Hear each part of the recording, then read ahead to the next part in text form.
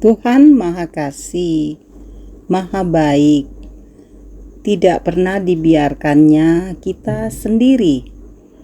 Tuhan sangat menyayangi kita. Sebab itu, mari selalu bersyukur, berterima kasih hanya kepada Tuhan.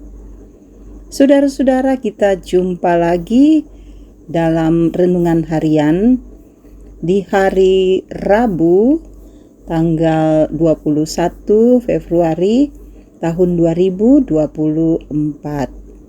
Kebenaran firman-Nya kita akan baca. Mari satu dalam doa. Bapa di sorga, kami rindu untuk memahami kehendak-Mu melalui firman-Mu. Biarlah Engkau Roh Kudus menolong kami, agar kami dapat membaca dan merenungkannya, dan kami boleh jadikan firman-Mu pedoman dalam hidup kami.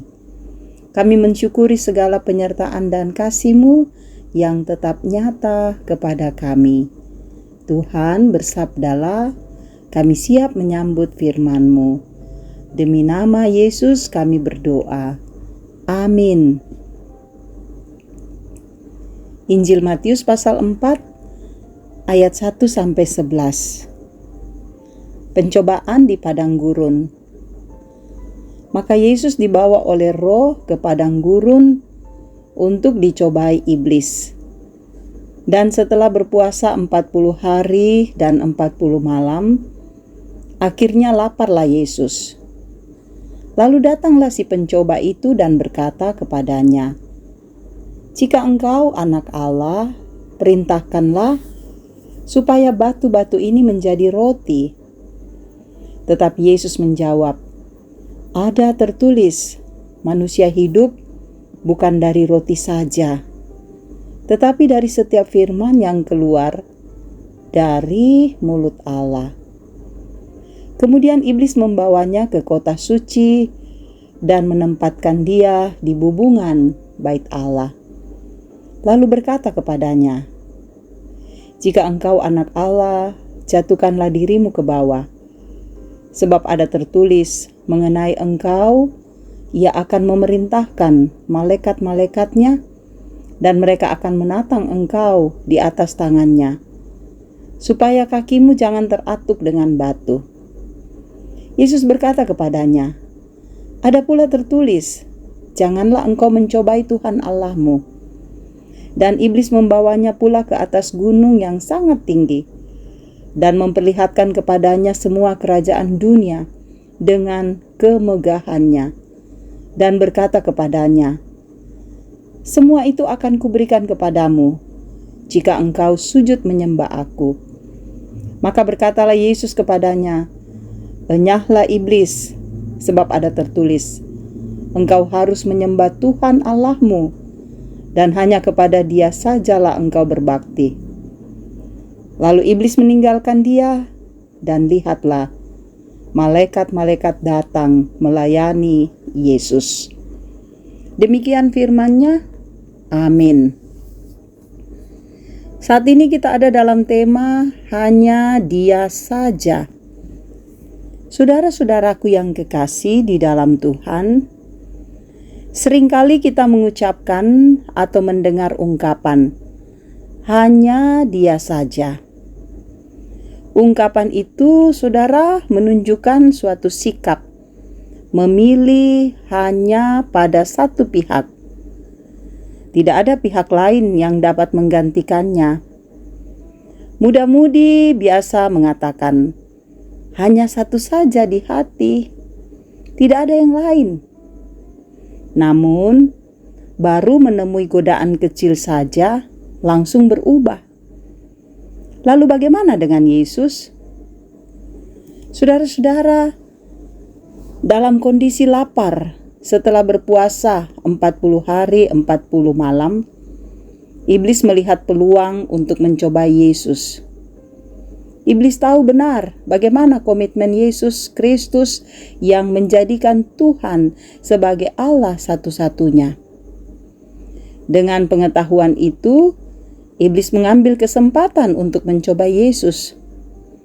Pencobaan itu dilakukan saudara 3 kali dengan godaan yang berbeda. Yang pertama, menyangkut makanan, karena Yesus sedang lapar. Hal tersebut menggambarkan masalah ekonomi dan kebutuhan hidup. Yang kedua, menyangkut pujian. Jika Yesus mau menjatuhkan diri dari bubungan bait Allah dan tidak terluka.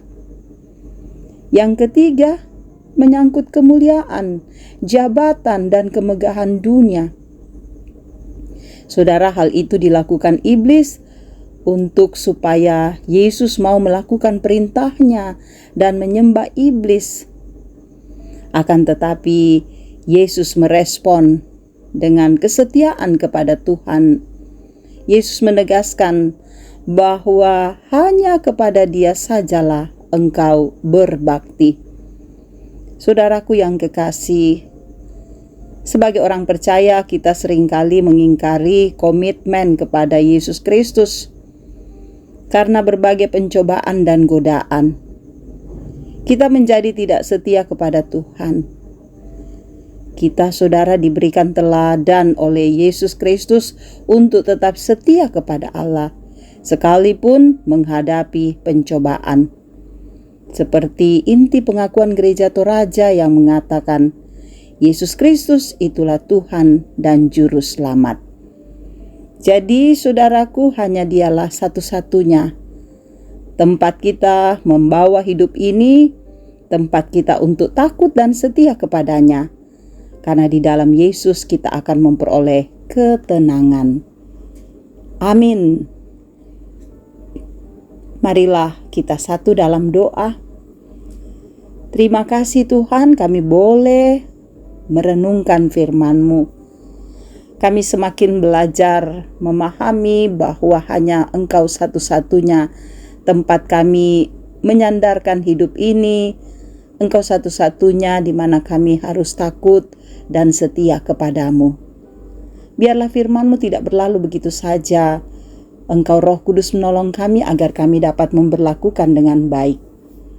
Mohon kasih-Mu Tuhan, agar kami dapat kuat menghadapi hidup ini.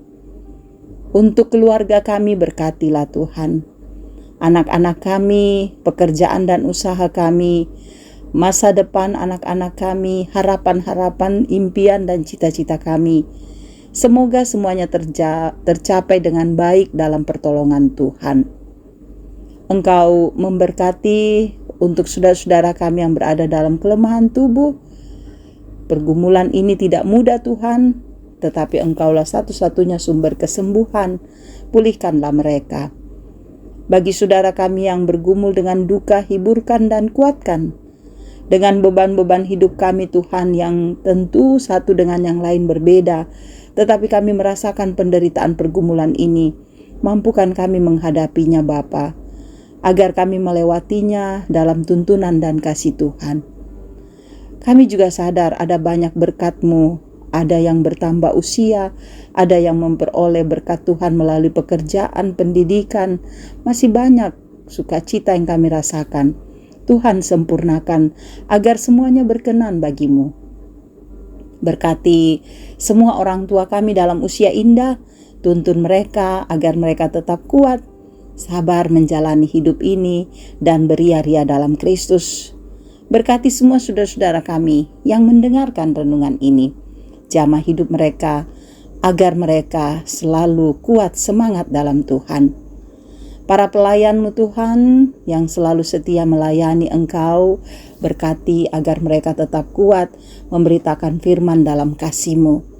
Bangsa kami, pemerintah kami, Tuhan tolong agar terus memerintah dengan damai sejahtera-Mu, dan kami semua boleh hidup dalam suasana yang kondusif. Tuhan, dengarkanlah doa kami. Engkau mengabulkan harapan kami, mengampuni dosa kami. Karena semua doa ini kami bawa hanya di dalam nama Tuhan Yesus, Juru Selamat dan Penebus dosa kami. Amin.